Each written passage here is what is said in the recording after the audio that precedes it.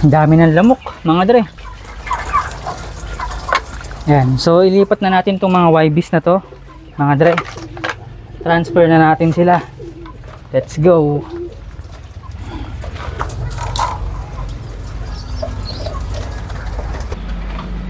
So, yan. Kaninang umaga, dun sa previous vlog, nasabi ko na lalagyan ko ng harang to para hindi na makapasok yung mga kalapating nakabagwis ng airpot ko. Pati ng mga manok na rin. Ayan. So, yan. Hahakbang tayong ganyan para pakapasok. Tapos, ayan. Meron dalawang ano dito. May dalawang lipas. Ayan. Tapos, ayan yung mga pliers natin na nakabagwis. Ayan. Yung isa nakapasok na. Yung dalawa. Ayan. So, ito. Check natin to mga dre. Check natin tong dalawa na to. Ito. Nagawan ko na lang to ng ibang video mga dre. Pero sa ngayon, ito yung gusto kong unahin. Ito. Ito. Unahin natin to. Yan. Itong kalapati na to mga dre, crossbreed siya ng Pakistani high flyer na Grisel, which is regular na yon sa mga Pakistani high flyer. At recessive bred na kak. Ayan, so Pakistani high flyer yung hen, Grisel, tapos yung tatay recessive bred na kak. Ayan, syempre tatay kak. Ayan. So kaya ko sa gustong gawa ng content dahil ang ganda ng kulay niya. Ayan oh. Lumilitaw yung pagka red niya, or meron siyang resemblance ng red. Pagka red, front cam kasi yung gamit natin kami. Ayan oh. Tapos yung red na yon, galing yon kay 5 TV. Palahi niya yon. So yung kalapati na yon, or yung mga magulang ng kalapati na yun ay stencil mga dre. So stencil naglabas ng recessive red, tapos ngayon naman yung recessive red pinaris sa Pakistani high flyer. Ito yung kinalabasan. O parang nag-i-stencil pa nga siya oh. Parang lang, papunta na, malapit na, muntik na. Ayan. So crossbreed ng Pakistani high flyer sa racing. Ayan oh. Ayos, di ba? Ganda oh, gandang kulay oh. Iba yung pagkaka-grisel niya mga tol. Or kung grisel pa to. Ayun oh. Muntik nang maging stencil mga dre. Ayan.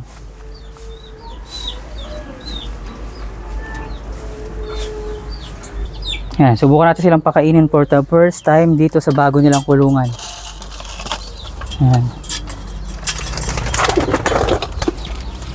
Uy, huwag kang madaya. Huwag kang madaya. Huwag kang madaya. Huwag kayong madaya. Tumabang kayo ng patas. Alis dyan. Ayun mga tol. Ayun, bumutuka naman sila. Ayun o. Bumutuka sila kahit kakapasok pa lang nila sa kulungan.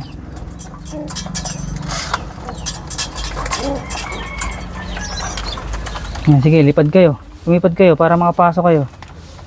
Kung gusto nyo kumain, huwag kayong umasa sa mga nahuhulog. Pero ganun talaga. Andito pa ako eh. Naiya silang pumasok. Ayan. Sige, kain.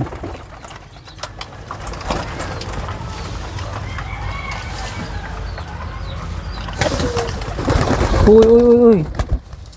Madaya. Bawal ang madaya.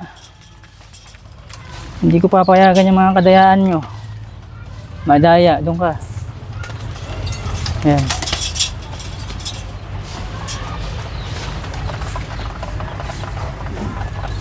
Itong isa, ops, baka mandaya rin to. Ayan. So mamaya na lang ulit mga dre. So solo person tayo ngayon. Actually lagi naman.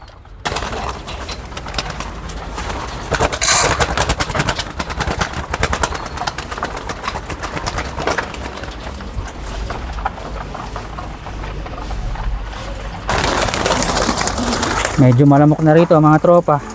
Ang lalaki ng mga lamok. Sa susunod maaga akong papatuka dito. Malamok sa pwesto na to. Ayan no.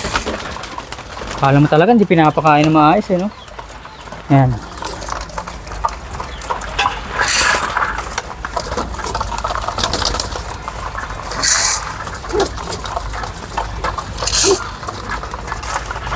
Alright.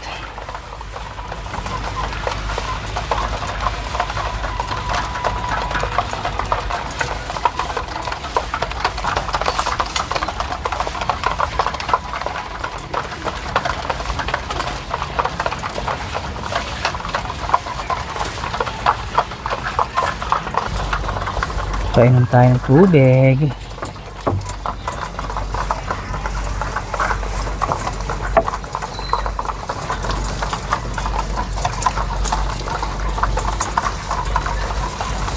Tapon-tapon na mga tropa. Ganyan talaga, nagbablog tayo eh.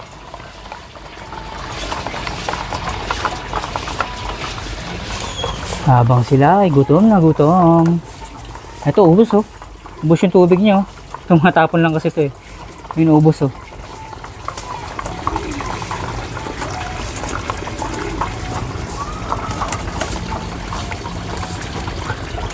Oh no. Oh no, wow.